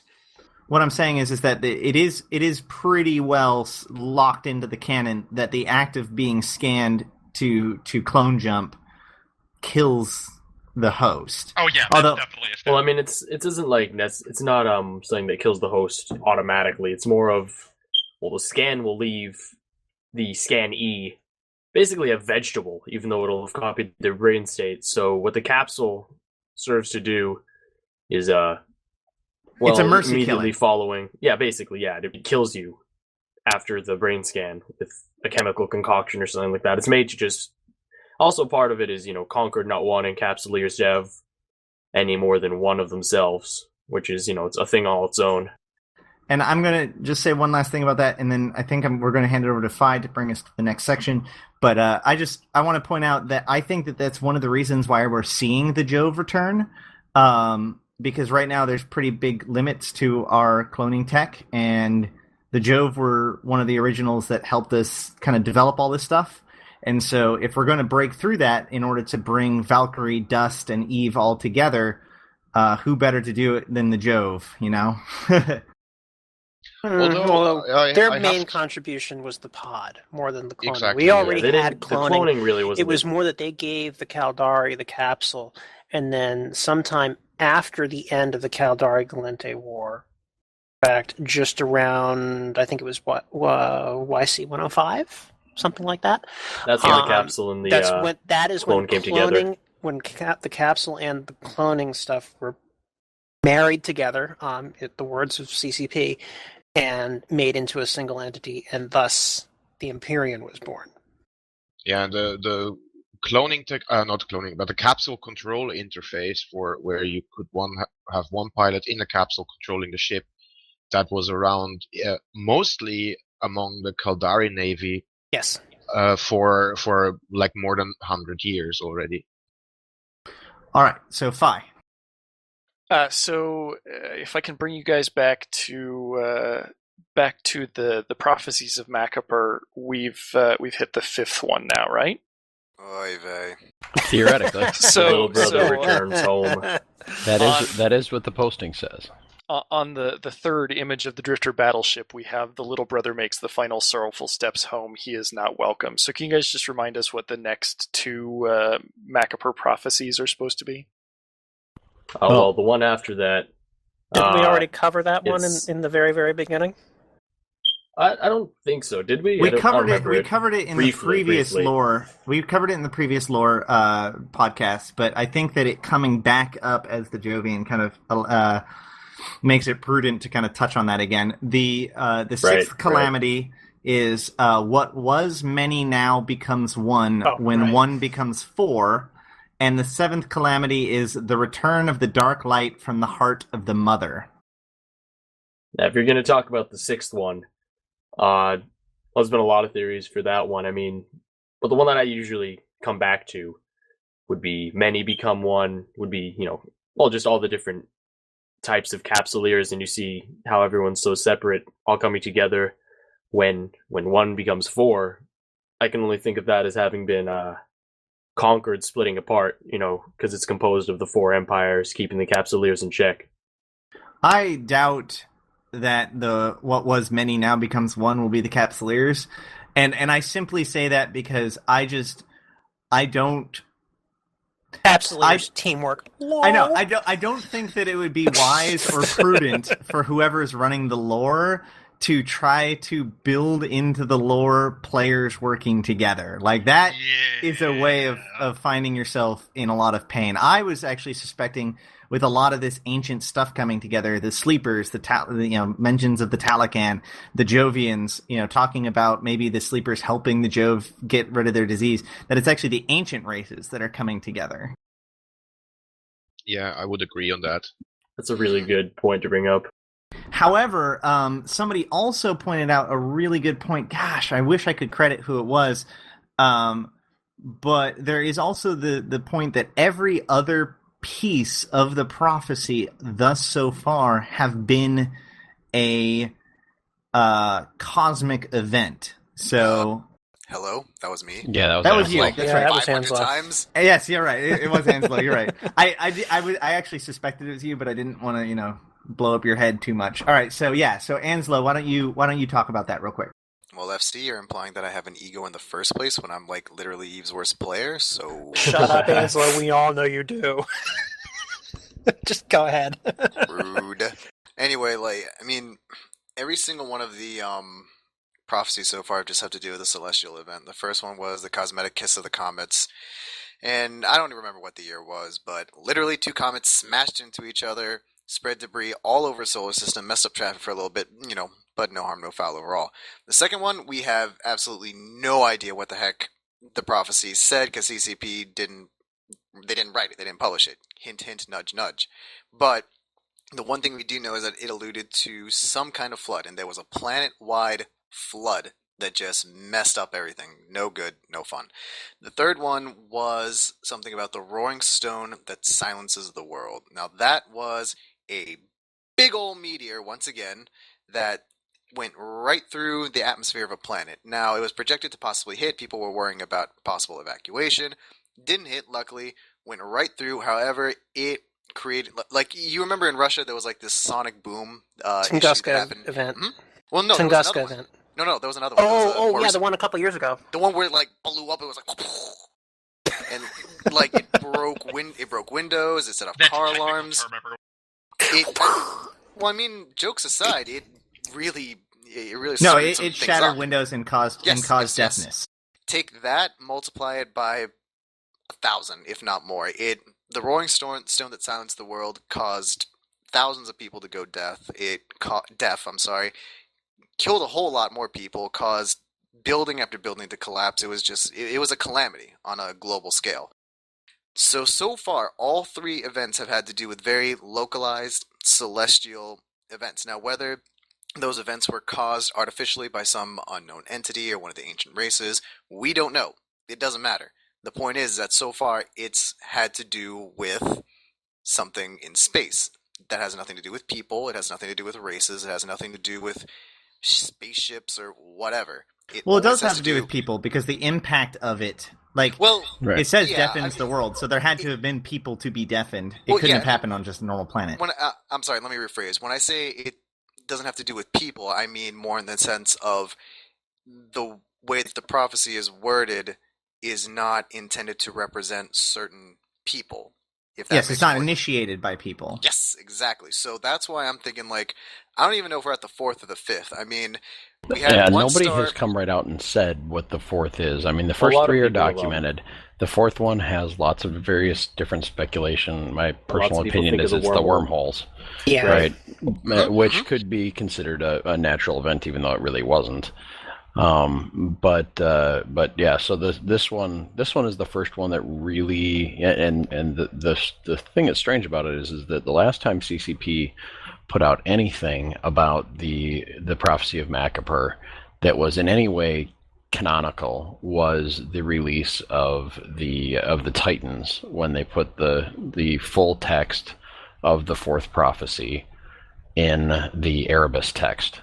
So it's been 9 years since they tacked anything directly to the prophecy of Macapur, as opposed to it being player speculation. The other thing is that the first calamity occurred in YC 100, which would be 17 years ago, and the third calamity happened in YC 101, so 1 year later.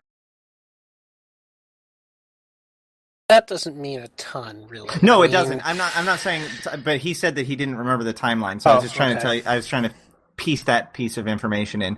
The other thing that I want to point out is that the first, the 2 of the 3 original ones, I agree with you that they are cosmic, but at the same time, the prophecy itself sounds very cosmic. The cosmic kiss of the comets, it's comets. The roaring stone silences the world, it's a stone, it's an asteroid. The 5th calamity says, the little brother makes a final sorrowful steps home, he is not welcome. And so it is the first piece of the prophecy that seems to imply a person or a group of people. And so it may be possible still that at least that piece of the prophecy is in fact a person or a race. But why change suddenly? I mean, you can also say that the little brother could still be a celestial object. I mean, when we look at If the you way want to that mention Caroline's star, I mean, the UUA F4, the supernova, I mean, maybe that could definitely hold some significance if we're going to talk about the prophecy. Yeah, I agree, could, but the once thing again, is, none don't of even- the rest of the prophecy was metaphorical. The cosmic true, kiss that's of the true. comets was a literal smashing of two comets. The roaring stone that silences the world was a literal stone that silenced the world. Like, this is not prophecy in the same sort of sense as, like, some high fantasy prophecy would be. A lot of these things are, once they occur, you look at it and you're like, oh yeah, that's literally exactly what it says was going to happen. Right.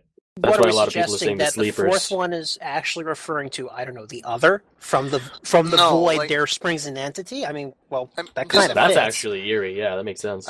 This is what I'm thinking. I mean, like, if you look at, I'm going to skip over into the real world. When you look at how, just hold on a second, follow me. When you look into how our actual solar system was formed, with Earth, Moon, whatever, a lot of speculation about how that occurred, but it ended up with, whatever the moon used to be crashing into Earth. Maybe the moon was formed by, whatever remnants of Earth was before it all coalesced into two planets. The little brother, that returns home, whatever that was, it could refer to, some kind of exoplanet or some kind of event where a smaller star collides with a larger star in some weird faster than light issue. Because when you look at Caroline's star, the way physics works, that shouldn't have happened. We should not have been seeing that occurring in real time. That was an FTL event. They even mentioned that in the little article about it. They even mentioned that. Exactly. So, for all we know, maybe Caroline's star was the fourth event. Maybe there was some kind of weird issue where, I mean, I'm not a physicist, but maybe some kind of, spatial anomaly crashed into a star and caused a superluminal nova. I don't know. So There was some Or talk maybe- about gravitational lensing effects or something like that. That was suggesting that there was some other thing that was causing it to be visible from all over the cluster, not necessarily the event itself. But there's necessarily more to on it. its own being. People pointed out that the explosion actually spread faster than the speed of light as well. So That's true. I'm gonna just throw out there that it almost sounds like there's non-Euclidean geometry involved, and chuckle slightly. I don't know, dude. Oh, you and your Talican. My specialty is biology, microbiology. This is above my pay grade. The role players here can maybe comment on how much of recent events Capsuleers actually know about in character in the universe. I think I probably speak for both myself and Ansel when I see the answers. Not a lot, in terms of what's actually available to us in character. We basically know nothing about any of this. I mean, anything Jovian, we don't know anything in character. It's also A a big issue with laughably tiny Singularity. amount. A lot of the stuff that we are discussing right now, we don't know about in character. There's no way for us. Like, all the stuff about the sleepers and the Jove The other, and all that shit, any of that. we cannot know that because the people who know are people like Jamil and Shakor and Roden. Their F, inner wherever the hell sanctums. he is. I And mean, we their can inner pretend we're like sanctums, special. and We don't know these things. people who are dead or not Hey, talking. Right. Because that's the other thing, is the people who were told this in Templar 1, if I remember right, are no longer breathing. Yep, the Rest vast in majority peace. are dead, It was and the ones that aren't are mind controlled. Right, it was literally just a info dump exposition that really, it's not usable for any of us in character. It's great for us for theorizing out a character like this, but it's not something that we can use for roleplay, which is unfortunate because it's the way a lot of stuff is here. We have to keep compartmentalizing this stuff. All the stuff we see, we want to use it. We really want to reach out, grab it, and take it and use it for things, but you can't. And that's just, it's one of the other things that people hate about Singularity in the role-playing community is that all this stuff just shows up there. People see it, they know about it all ahead, and as soon as it launches on TQ, bam, everybody knows. Whoa, wait, what? Well, and I mean, that's a big part of the reason that Eric Jalan was created as well. Yes. Was to bring something in character that was out of character. Yes. That's, And I've we saw how brought well that up. worked out in the end. it worked out fine until Templar 1 was released. Wow, Let's be rude. fair.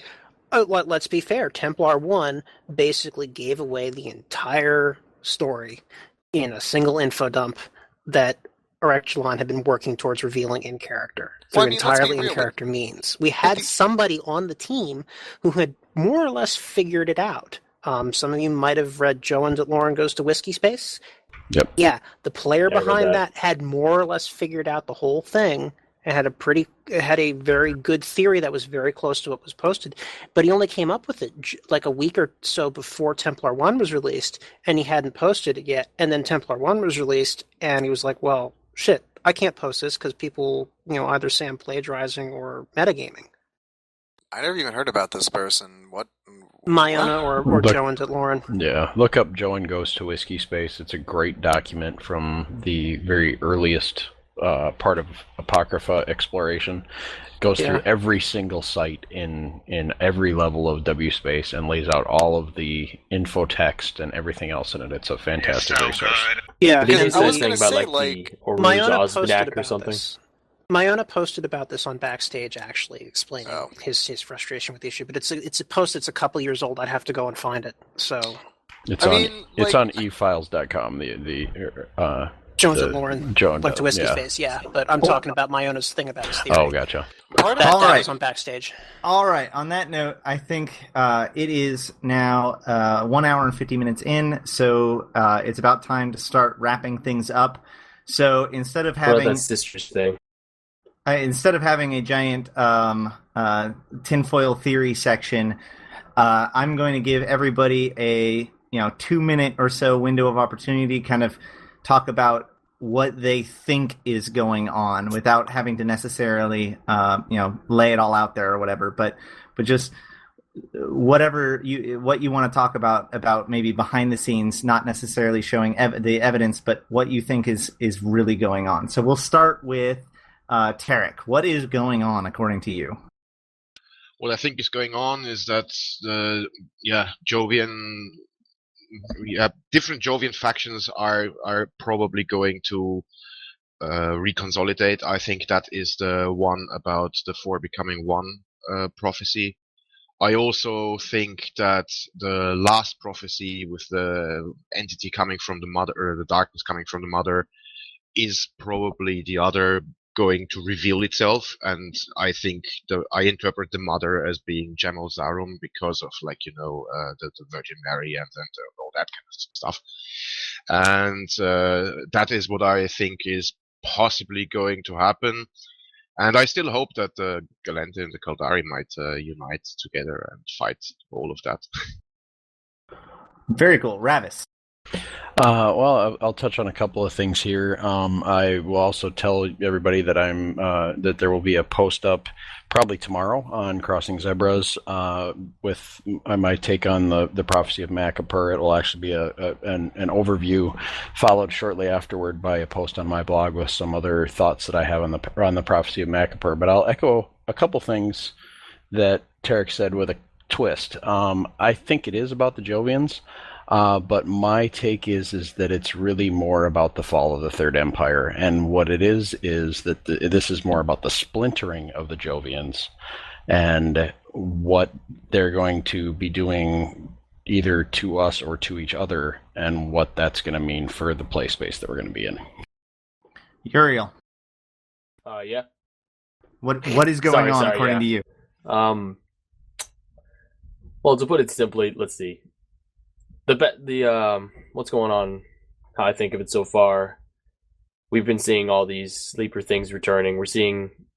I already mentioned part of it earlier when I was talking about the other and the Jovians and the sleepers and Jovians having a common enemy, and this ending up being something they might end up working together against. I think it might end up culminating with more or less the sleepers, the Jovians, and whatever else, the drifters, whatever else we're seeing out there or haven't seen yet or waiting to see, trying to end the other. But the other, being Jamil Sorum, will also try to will instigate the Capsuleers even, maybe, to go against this and try to prevent its own destruction, but we wouldn't know it's the other, obviously.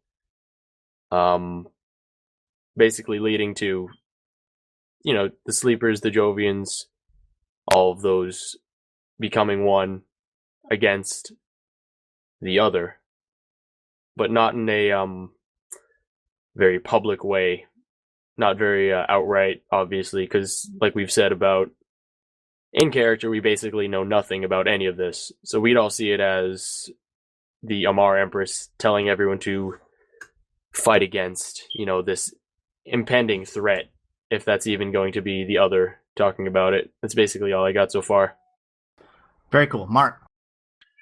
I'm still not entirely sure where they're going with this. I mean, from a practical perspective, we know the ultimate goal is to open up this new space and player build stargates and whatnot, but how that fits into the lore, I'm still of two minds here. I mean, obviously it's going to have something to do with the Jove. I keep hoping that they dive into a little bit more of the history between the Sleepers and Talican, but other than that, I honestly have not quite figured out where they're going from here. So, all right, Anslo. Dude, I have no idea what's going on. Very true. very nice. Basically, I really dig Ravis's theory on the entire situation. If you guys don't know what I'm talking about, you need to go after this and read it now. Once you read it, you'll understand what I'm talking about and why I'm about to say the following, that the Sleepers are here in known space trying to figure out what just happened and why a whole lot of people that they loved are now dead. The Drifters, I don't know, maybe they're helping, maybe they're just being vultures, I have no idea. But one important thing is that when Phoebe hit, when all this stuff went down, something also happened in Dust 514 that one of my members, Avio Yakin Foley Jones, he got me a picture of. I'm going to post it into chat. That thing started showing up in random maps. It does not have any markings. It does not have anything. It doesn't do anything so far, but it showed up at the exact same time that the unidentified structures are going. So whatever's going on, it's not just going to be in space. It's going to be on planets, and that should scare people in game. So if you were saying something about that appearing at the same time as the structures, seeing as these unidentified structures seem to be some sort of Jove listening post, then actually that's really significant. Well, that structure, to me, strikes it as a Mar. Unfortunately, this was one of the topics that I wanted to touch into, but we haven't really had time to. So perhaps when we revisit this for the next lore panel, we will have a little bit more information. So this is definitely something to keep an eye on. Thanks for getting that in there, Anslo. I was having difficulty. It's fine. Oh, and one more thing. That thing is the quote-unquote listening outpost. That thing is too big to just be a listening outpost. It can fit, totally. 7-8 Titans in that thing. So if y'all think that's just a listening outpost, y'all are like tripping on something crazy. All right. Morwen, what you got? Honestly, I'm kind of with Mark. I don't really want to predict too much here, mostly because I will openly admit I haven't actually been following things quite as closely as I should have been lately. But I don't know. A lot of the theories that other people are coming up with make a lot of sense. We do know that the Jove, at least part of them or some of them, have been watching us for a while. It seems evident that the Sleepers have also been watching us for a long while from the new caches. So it's possible that this is just a delayed response to what happened with Apocrypha. Maybe they finally decided, you know what, screw these guys, let's get rid of them. It might just be as simple as that. I mean, it's CCP, so it probably isn't. I'd really, really be disappointed if that was the case. I would be disappointed, but very amused if that was totally. Literally what it was, because it would be a very CCP thing to do, just to troll us with something like that.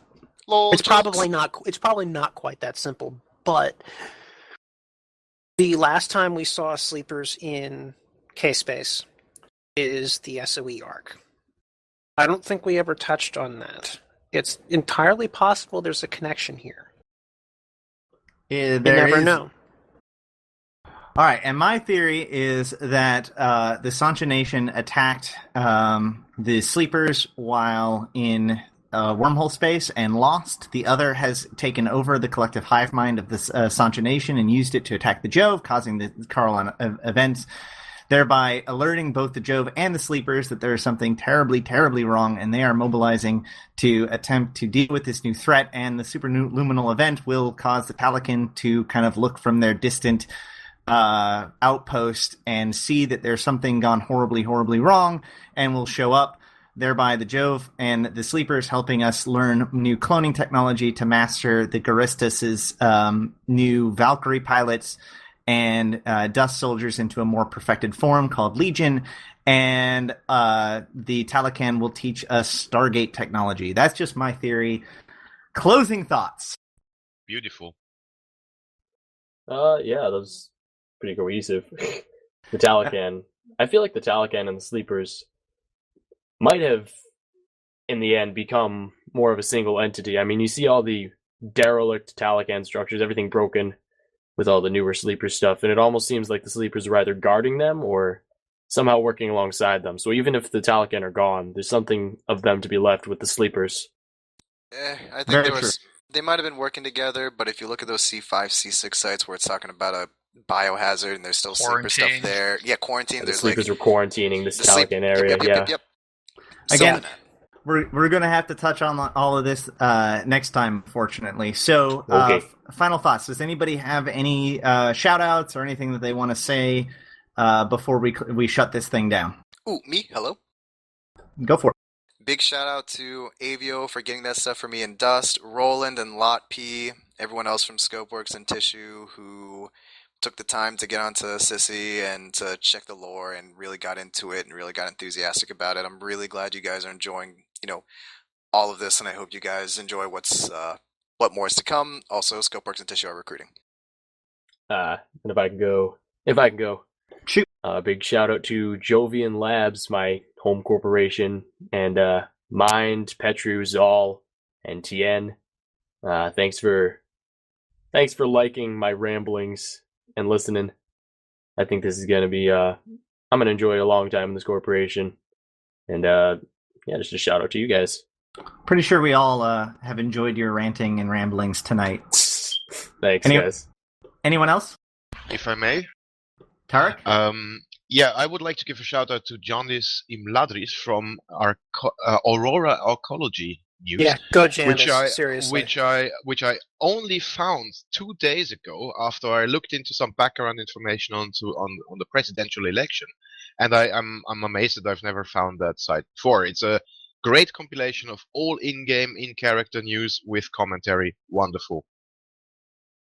Jandis is love, Jandis is life. That is true. Jandis does amazing work. If you guys don't read her stuff, you should.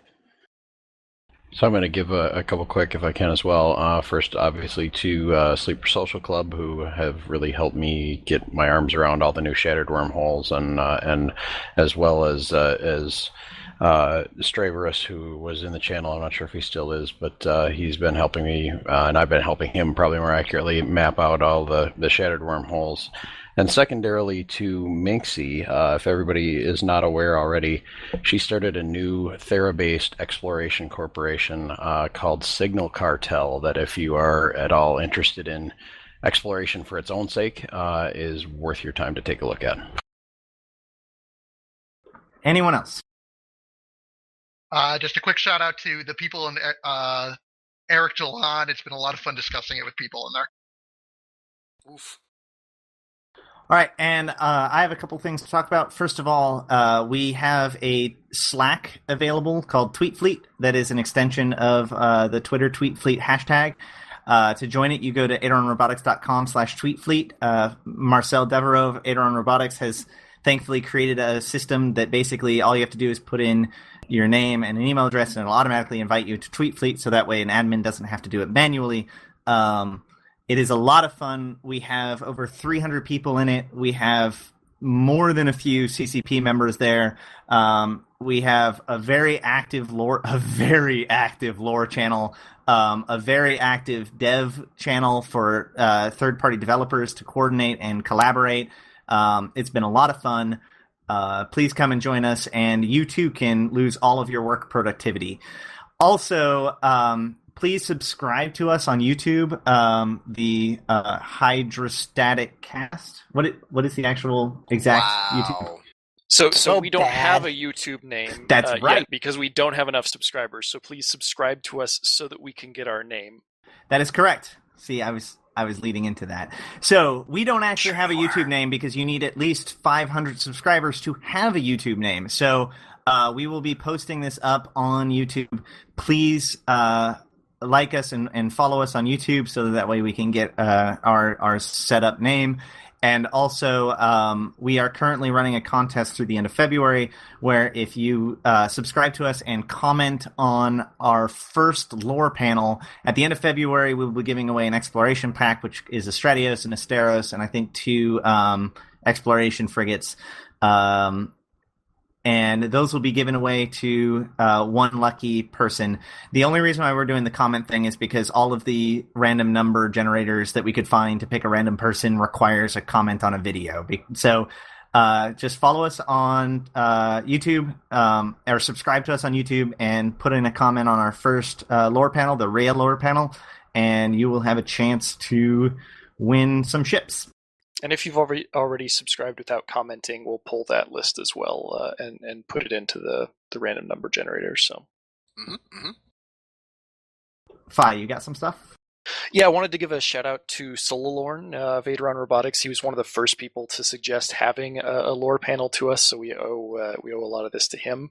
And then I also wanted to let everybody know that we are going to have CCP Darwin from the art team on the next Hydrostatic podcast episode, and that'll be recording this coming Saturday, and it should release next week. Ash, can I say one thing? One last thing, sorry. Sure, go for it. Shout out to Nasser and Viz and Trents because you guys literally will not stop crying. Oh my gosh, FC. Yeah, I was about to do that if he wasn't. Like, hello, how old are you? Please? They're friends of ours from the roleplay community, so. They're also bad? Hello? Hey, rude.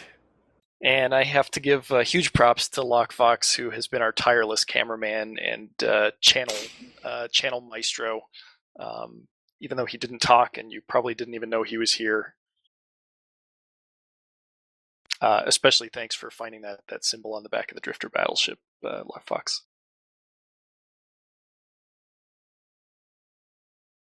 I also wanted to point out, last time I mentioned somebody asked me to talk about his corp, and now somebody else has asked me to mention their corp. And this guy is a close friend of mine, Timujin Khan of the Nine. Runs a corporation called Red Horde Rising. He is an excellent FC and a really smart guy. He works for the Gallente Federation. So if you're looking for a Gallente Federation corp that is small and has a very passionate leader, look him up. So, on that note, on behalf of Lockefox, Fyridian, the entire panel, and myself, thank you so much for tuning into this lore panel, and kill them before they kill you. USA! USA! What was that? That was Anslo being Anslo is what it was.